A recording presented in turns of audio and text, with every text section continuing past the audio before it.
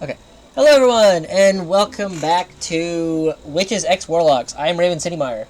I'm picking this back up. I decided to look into something, and as it turns out, I don't think it'll really matter what I get, like what I have in the end. I'm gonna try to follow this guide as best I can. I'm reading ahead for some stuff that I'll need to get, so I just need to make sure that I have the right stuff for it, and I'll be doing that in the last couple of days. But right now we are going to be learning the spell Intimidate from Damien, because I think that'll help me a lot in something else later down the line. I scribbled the final concussion on the paper in front of me, and I'm finally done. Whew, they assign way too much homework around exam season. I'm going to... Someone at the door? Quickly glide up the staircase, the knocking coming from outside the door. Treasure speaks up without warning as I walk toward the entrance. Trick or treat. Trick or treat, excuse me. You heard me? Trick or treat. I never thought I'd say this about a trick or treater, but this guy sounds like he means business. I'm not sure I really want to open it right now. Sorry, I think you're too early. Halloween isn't for another few days. Doesn't matter. If you have nothing to offer them, pay with your reputation. My reputation? I'm sorry. Oops. Pardon me. I'll see to our guest. Damien! When did you get here? I don't mind if people make fun of me. I'm kind of a class clown and enjoy a good banter anyways. But Damien usually keeps to themselves.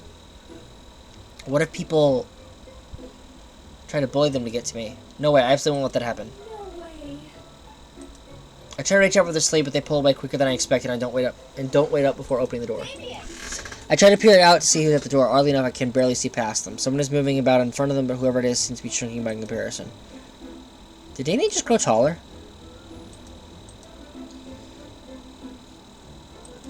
Before I even find out who it is, the person has already dashed away, leaving not even an after image where they once stood. Damien turns to me with a smile. You see? The good thing about being a 7-foot-tall monster is that it's very easy to win disputes without having to say anything. Wow! I wonder how long it'd take me to grow that tall. Maybe I need to drink more bat milk. I think you're just fine as you are. Oh, I love Damien. So they're 7 feet tall. Okay.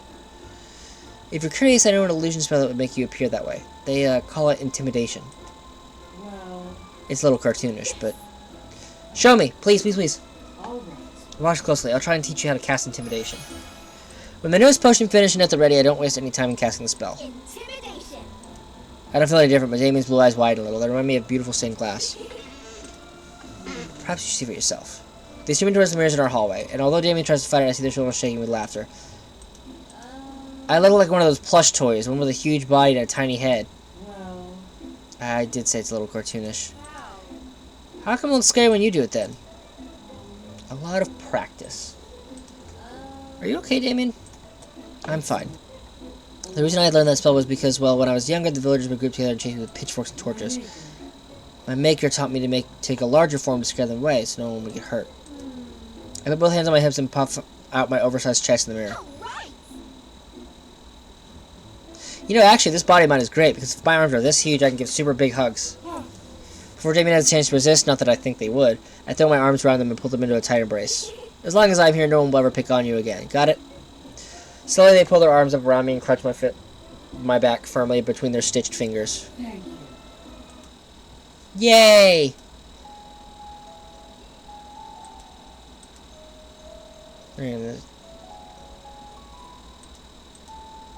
Okay, so this part we've already seen, so I'm going to skip to this. Oh, well, I can't do that.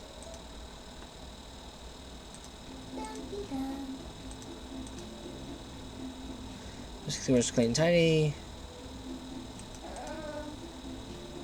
Oh, okay, yeah, there is a drapery over it. Okay. Let's see.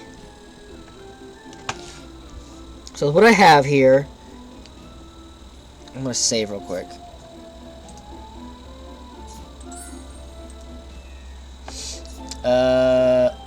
Well, I can't really see what it is. Okay.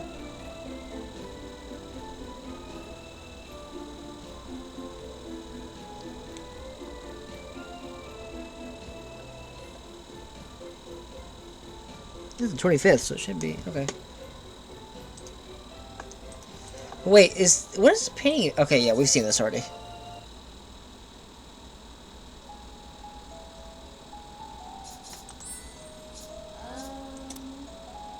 Well. Okay, we've seen this already, so I'm going to skip through it, so, you know, whatever. Okay, Witching Hour, day 25. That is, weird, because... That's weird, because I was supposed to get... I don't know if that's her first event. If it is, then, I don't know.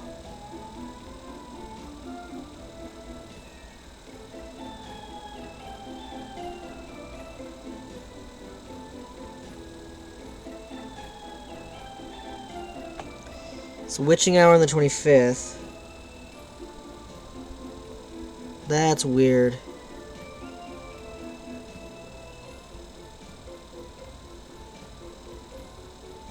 I think I may have a different guide than I'm supposed to. Oh well. Let's make potions. Double everything. I don't know how many red ones, but... wait, what do I need for... Crawl? 2, okay. Let's make potions? Wait, I just need 1, okay. So Carmilla, we'll do yellow. There we go. Oh, whoops. Got no money, got bad grades, please, oh please come to my aids. I swoop around the corner just to watch Damien sitting near the stairs. What are they up to today? Here, just one more. Just one more to this, around the knee. I open my palm like a baseball catcher, half expecting one of their eyes to pop out in surprise. Thankfully everything stays put this time. Please don't sneak up on me like that. Sorry, I didn't know you were so focused, but what were you doing? I thought I heard a whoop. To imitate the sound, I zip my arms in a long, exaggerated stance. Oh, that was... Damien moves aside to reveal a disembodied human leg. A needle and thread is moving on its own to such of a cut just below the... Wait, hold on. Moving on its own? Wow. Damien, you never told me you could do magic. Oh, it's just an enchantment that my maker taught me. It's nothing special. Well. Hey, it's still more than I can do. It's a magic spell. No, really, it's nothing special. Just the stitch spell. I can teach you. If you want, that is. Thank you. But, if this was from someone who was causing you problems, you know you can talk to me, right? Problems? I just showed the detached leg, which is obviously not in that great of shape. If someone did this to you, they'll definitely be hearing from me. It's not. Oh my gosh, no, it's not like that at all. Some of the parts I get from Miss Words with Human Heart were just a bit, You see. bargain quality, you see? Damien and Fidge is trying to find a way to convey their meaning without saying a single bad word about Mr. West. Oh, you mean? So, you mean they're all a bit as worn and banged up as this guy? Yes. In a manner of speaking, yes. Naturally sourced can imply a lot of things. Anyway, watch this. Damien recollects the needle from the leg and threads it. They remove a small pink vial from the ribcage and dip the end of the thread in the liquid, murmuring an incantation. Perhaps in class once before I fell asleep. Almost instantly, the needle leads from Damien's fingertips and begins working on a stitching shot cut above his knee. Wow. That's amazing. Let me try. Sure. There's an extra vial of Vicar in the bag, too. You can... I'm glad you're so enthusiastic. After all. Look a bit flushed about my last remark. Watch closely, please. I'll try and teach you how to cast Stitch. Stitch. Following Damien's example, I make the wound begin to stretch itself back up. Damien. The fingers suddenly start moving and the hand springs up at me. Be careful. Without a word, Damien, my sweet shy little Damien charges forward like my valiant knight. Oh, I love them. I love their little chibi. They smack down that nasty palm as if it were an insect with a rolled up newspaper from the table nearby and the hand collapses. Are you all You have to be careful with the intonation of animation spells, or you may end up raising something. Noted. But... Sorry, I'll be super extra careful from now on, but I jumped at Davey and pulled him into a hug. Ow! Thank you. What? He just do that whenever my spells get out of control, so... What's wrong? It's nothing. It's nothing, but I think that concludes our lesson for the day. I think it concluded with the hand died back there. You know, people skills tell me that they aren't ready to talk about it, so I bite my tongue and push them back my usual nightshade ways for them. Anyway. Damon's doesn't seem to hear me likely lost in thoughts on an effort to give my friend some dear space. I seem to myself out. Okay, early dawn on the 26th. Oh, let's see.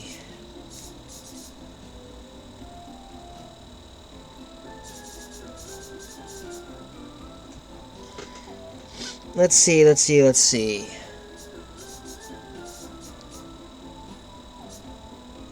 I can't learn crawl. Why can't I learn crawl?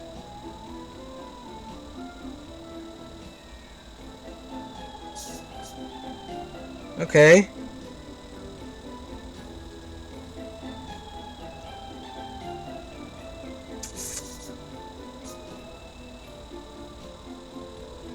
Fine, I'll just learn crawl. I'll just learn fly then.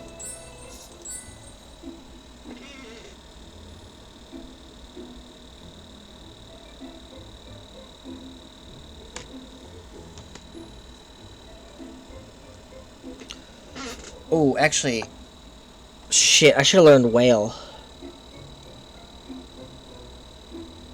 Actually, yeah, no, I'll do, I'll learn whale or howl. I'll learn whale in a minute. As I turn the corner of the alley, leading the jump, and the lights are out. I take the time of the clock tower nearby. I'm pretty sure we should be open right now. Is there a holiday this close to Halloween? I don't think so. After all, I keep a tab on all the holidays for my matchmaking purposes. I approach the door and cautiously take hold of the handle and pull. It swings open easily, and the little bell echoes through the empty space. Inside the store is pitch black. Even the street lamps outside can barely illuminate more than a few inches indoors if something is stopping them from doing so. I feel my heart thump heavily inside my chest as I step in the store. Carmilla, are you there? My voice echoes at a tiny, frightened squeak.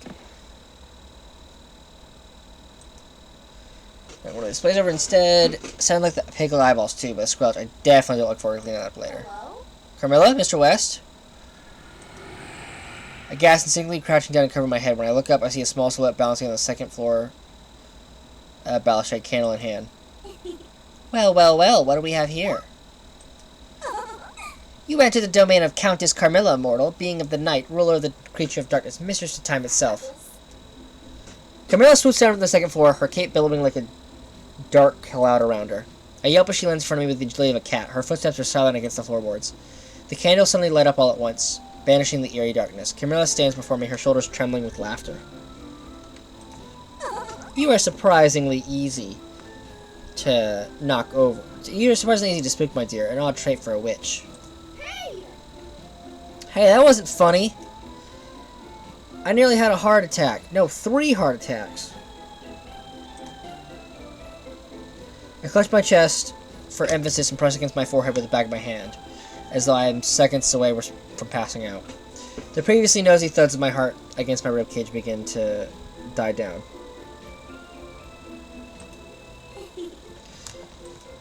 Well, rest assured, little witch, I would take responsibility if you were feeling faint. How did you even do that? Jumping from so high, I mean. Is there some kind of wire attached to your back? I spin Carmilla around and search to find nothing. She crosses her arms and gently shoos me away. Of course not. Vampires can fly. We are all-powerful apex predators for a reason. So you could have just gotten that skeleton by yourself the other day, without me falling off the ladder? Fly is, I suppose, a stretch, despite being the name of the spell. We can only glide and swoop down from high places. Soaring high up is nigh impossible. It's not quite like a witch upon their broomstick. Before I can even ask, Carmilla smirks at me. But flight is certainly an appropriately witchy skill, is it not? Would you like to learn how to do it? Duh, of course. Duh. But what kind of things can this spell be used for? There always seems to be something aesthetic. Come again? You can't expect every spell to have some kind of ingrained use or higher purpose, you know. Some of these things are just for entertainment. It simply looks positively captivating when you swoop down upon your audience. But I suppose a klutz such as yourself could decide to curb your falling habit as well. I guess I can't argue with that. So will you teach me, being in the night, ruler of creatures of darkness, mistress of time? She blushes at her earlier lines and flows her arms dismissively at me. Alright, already. Follow me. I'll teach you how to cast fly. New spell acquired.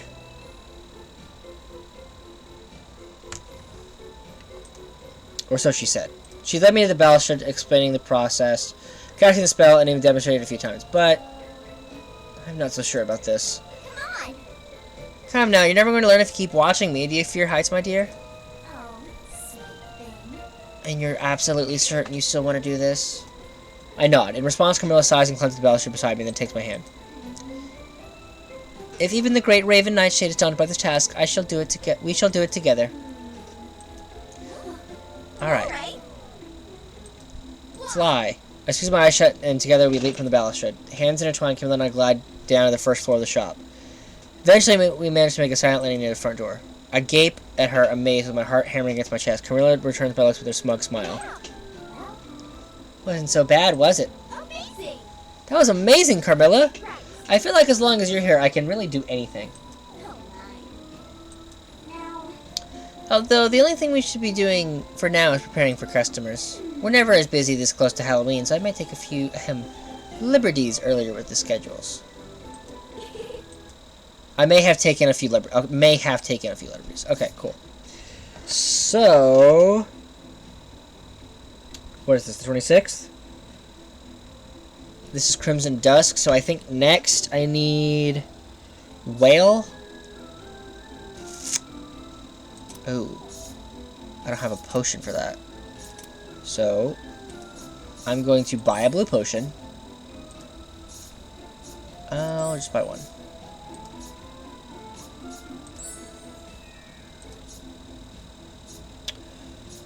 I'm going to learn Whale because I think that'll help me.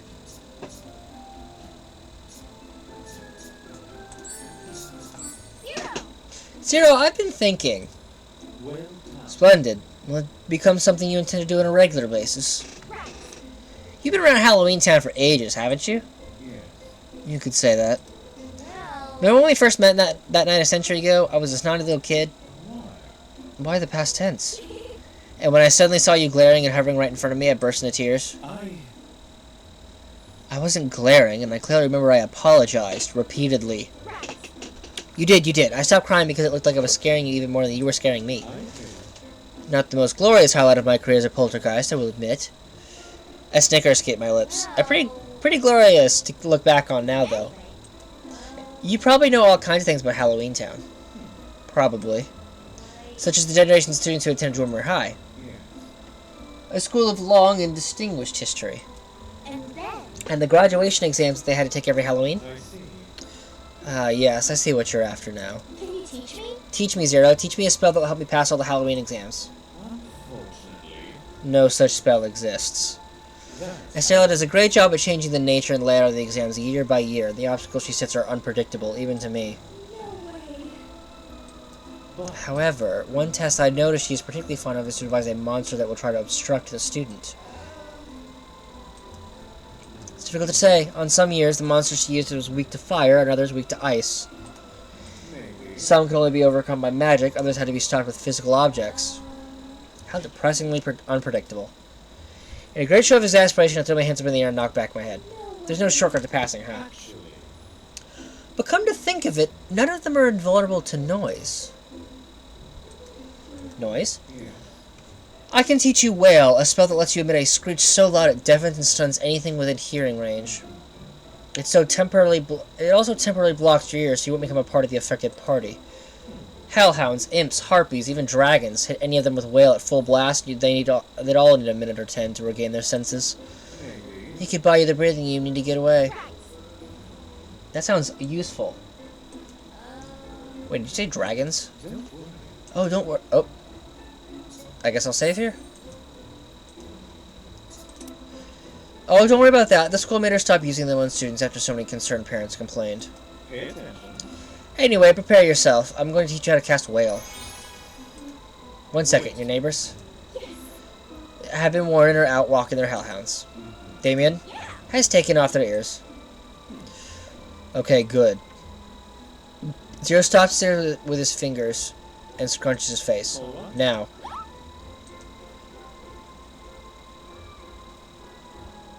Judging by the expression of extreme pain on Zero's face, Whale is more powerful than I ever imagined. Any louder and you'll cause nearby windows and mirrors to shatter. Not to mention all those vials of potions you have stocked up. Wouldn't want to repurchase all those for the exams now, would you? No. Is it really that loud? You were. Be sure to use Will carefully and sparingly. I'd love to see that look on Estella's face when she finds out her precious monsters can all be beaten by someone screaming very, very loudly.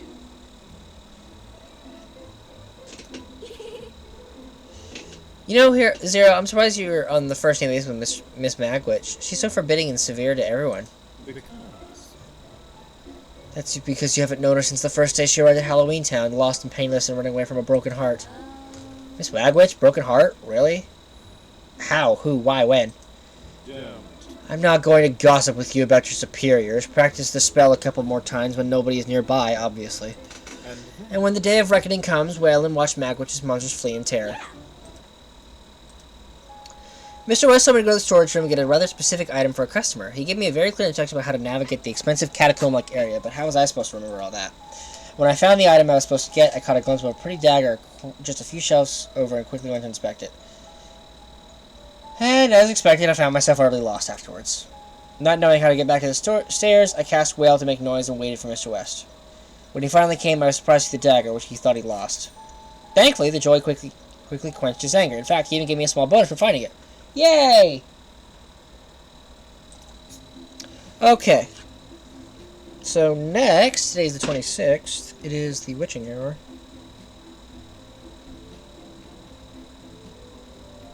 I need a blue potion, so I think I'm going to make potions here.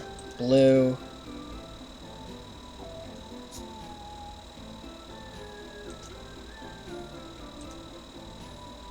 This one.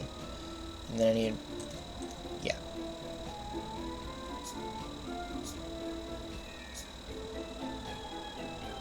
Oh, I kind of want to... triple your potions after your third course. Yeah. There we go. Zero, I figured it out. How to pass your Halloween exams? No, how to hug you. To hug me? Yep. I'm sorry. I don't follow. Well, I can't hug you whenever I try to. I end up messing up your essence, right? That's right. Very annoying, too. Because I'm made of flesh and blood, and you're a spirit of ether and magic. Taking you that long to figure it out, has it? Almost 180 years. But listen to this. Well, What if I turn to a spirit of ether and magic, too?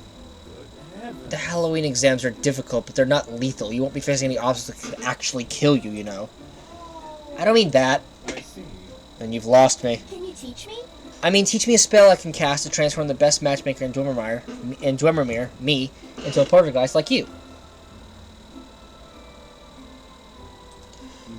That's actually not a terrible idea, come to think of it. Alright. It could be pretty useful to you for the exams. And there is a spell that will let me transform into a spooky spirit version of myself. Insubstantiate will make your form ghost-like. You'll be able to walk through walls, turn invisible, and hover in midair, just like any poltergeist. Alright. Pay attention. Alright, prepare yourself. I'm going to teach you how to cast Insubstantiate. Substantiate. I feel myself growing lighter, fainter, ghostlier? Careful. Zero makes as if to lunge for me, but checks himself at the last moment. So, It's easy to lose your balance in ghost form because you no longer have a center of gravity. In fact, gravity doesn't even apply to you anymore. This takes a little getting used to, but you'll get the hang of it, as I did. Zero. You're a surprisingly quick learner. What do you mean, surprisingly? Well. Wait a second. I'm a poltergeist now, aren't I? yes. For the moment, I'm sending you each spirit's basic form for a fixed span of... Unfortunately, Without waiting for Zero to finish, I throw my arms around him gleefully. you can't. No way. Now you know. Now you know how I feel when you try to hug me. Because Poltergeists are as incapable of touching each other as living beings are incapable of touching us. that means Touch requires physical contact, and we, poltergeists, have nothing physical to offer. I see. Oh. Oh, now, don't look so crestfallen. Here, come with me. Zero starts drifting upward. His head touches the roof and disappears right through. Come along. Drawing a deep breath and concentrating on floating upward. It's easier to pass through barriers for the first time if you close your eyes. Passing through it felt weird, like something went in and into and out of me that was there and not there at the same time. I rub my eyes again, the starry sky spreads endlessly above, illuminated by a brilliant crescent moon. I love to sit on rooftops and watch the night go by a long, long time ago. Now I can get on rooftops much more easily, but floating is not sitting, and sometimes... Do you miss, having a physical body? Zero turns up and turns to me scornfully. Do I miss stubbing my toe? Do I miss tripping over branches and falling flat on my face? Do I miss having to climb flight after flight of stairs to get to the roof, only to find the door locked and the key hidden away? Huh? Do you? Mind your own business. Damn, bitch, okay. Okay.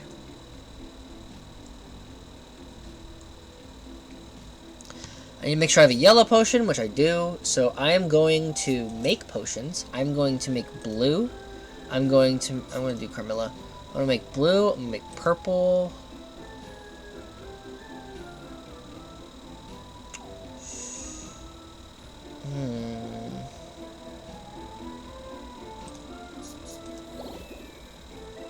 Cool. Lawrence starts the crate with a heavy thud, then wipes his hands against each other, feeling accomplished and unaware of my presence. I think that's all the deliveries for today. Maybe now I can finally nap. Lawrence turns stiffly to face me, his ears flatten against his hair. Again. I told you 1,000 times, my name is... I know, Lawrence, right? I watch his ears perk back up again. They look so soft, so fuzzy. But how do you expect me to call you by your name if you don't use mine? I guess you have a point. His ears twitch a little and droop as he looks away. Is that a pout hiding behind his mask? That's it. I can't... Makes a noise somewhere between a whimper and a whine as I grab him in a headlock and ruffle his ears to my heart's content. I scratch the scratch behind him, his foot starts tapping. But he grabs me by the shoulders and pulls me away before I can learn much more than that. What are you doing? Your ears are just so unbelievably cute. I'm sorry, I couldn't resist. You have to. You can't just go around touching people like that. At least ask first. So, you would have said yes if I... No. My ears aren't a toy for foolish people to play with. My hearing is a lot more sensitive than yours. Every tap is an echo that reverberates in my head. Oh, I can't imagine what that must be like. If I teach you, will you leave them be? Teach me, teach me. You gonna show me how to have super cute puppy ears? No, pumpkinhead. I'll teach you what big ears. A spell to improve your hearing. Oh. Well, I suppose that could be useful too. The better to hear you with, my dear. Am I right? I wink playfully at him, and he thumps his palm against his forehead. You're so... Anyways, pay attention. This is how you cast what big ears. New spell acquired. What big ears? I didn't think it was possible to improve your hearing through a few easy steps, but with a few simple gestures and the magic words, everything is a lot more in focus. I don't know how to pronounce that word. Otalaryngologist.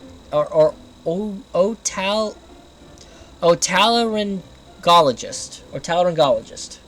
Geologist? Otalaryngologist would hate us. That should do it. I hear the beetles crawling around the grass, the crows flapping their wings above us. Good. There are glasses cleaning to the cafe down the hill from here, and something is growling really close by. It isn't you, is it? No. No, but I don't hear a thing. I hear the growl again, and without a doubt, it's definitely coming from Lawrence. Are you sure it isn't you? Of course not. Of course it's not. Go back home. The lesson is over. Wash yourself. It might be unsafe. A witch that can't use many spells won't be able to defend themselves. He folds his arm and nods hermitly at his own deductions. I'll do it. I'll look under the weird noise by myself. Lawrence turns to leave. I hear the growling again as he dashes off into the woods. That's when I suddenly realized. That was his stomach, wasn't it? Maybe I'll bring along a box of treats or dog bone next time. Alright. Okay. Let's see. Are you going to plan out what my route is going to be? I think that... Okay. I don't know for sure if I have to use the potions that I'll need. So, I think that... To cast the spells, so I think that I'm going to... I'm going to call it here. And I'm going to figure out what spells I need for the end of this, because we are quickly approaching. And I'm going to try to get those spells in the next couple episodes. Until then, I will see y'all next time. Bye-bye.